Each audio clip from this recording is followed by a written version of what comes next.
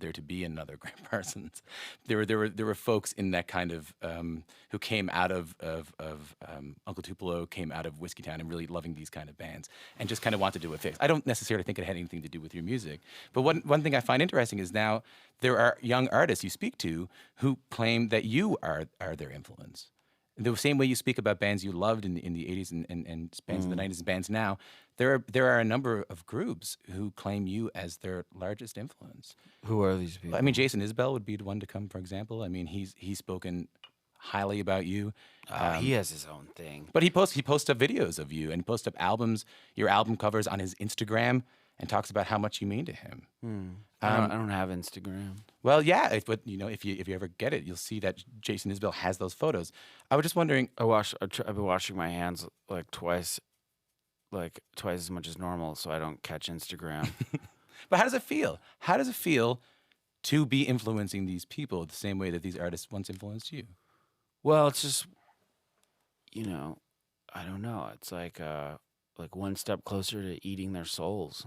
I don't know. I don't know. I don't know. I don't know what they're doing. Right. I feel bad for them. They should listen to better music. Like I don't rate my stuff. I just know what I'm doing. I know how it feels to me, and my stuff never feels quite as good as the records I love. Which is really wonderful. It's a wonderful thing. Mm-hmm. It's like I'm doing my thing, but I don't rate my thing because it's not my place. I can only be Ryan. I can't also be an observer of myself in a way where then I also then rate myself, because that's not real. That's a mirror. And that's not what I'm here to do. That's not what people are supposed to do. That's stuff that you get taught by iPhones and by video chatting. Well, the idea that you then have to rate your own self as opposed to just being organically like inspired, and you make a thing and that thing feels good and it feels true to what you've built, and then it'd be like a carpenter and say like everything I build I'm going to use. Well, you'd be in this huge wooden prison in no time. You have to make what you make with good intentions and set it out in the world, and you know your intention when you've made it. You know how you feel about it, and in my opinion, art is for me is a free zone. It is a bullshit free area. So it's free of like criticism. It's at least self-criticism. It's free. Like I have a light switch, right? And there are people, I could play a song for someone, but the intention was great and I had a great time doing it and I meant it.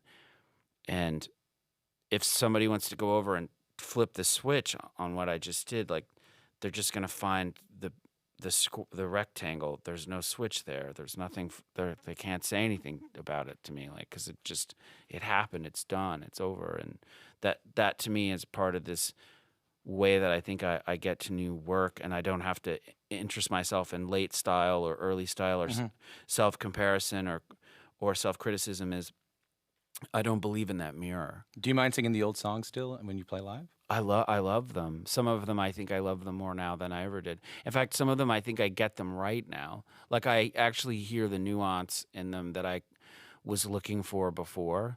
But I think you become like a better, or I have become a better listener as I've gone along on my own material. Like I hear more what I think I was edging towards. Like I see the open path in like a bridge section, or maybe I realize I'm like, oh wow, like a little when I do this a little softer in this key, there's something new there for me, But the point is,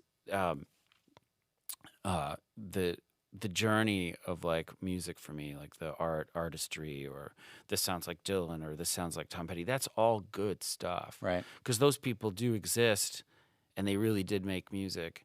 And that's cool. But I see a general overarching thing when I see all the names that people talk about. Is I see songwriters, and I think that that's a thing.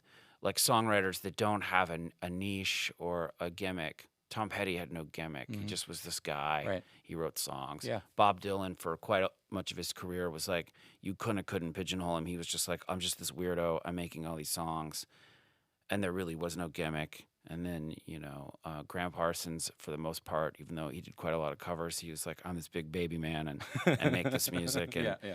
So, but the day and age and the time of just a songwriter that where there's not a style, or it's like we're in a band, like we're the Sandwiches, like we're new, we're the new sound, the Sandwiches, like, and everything like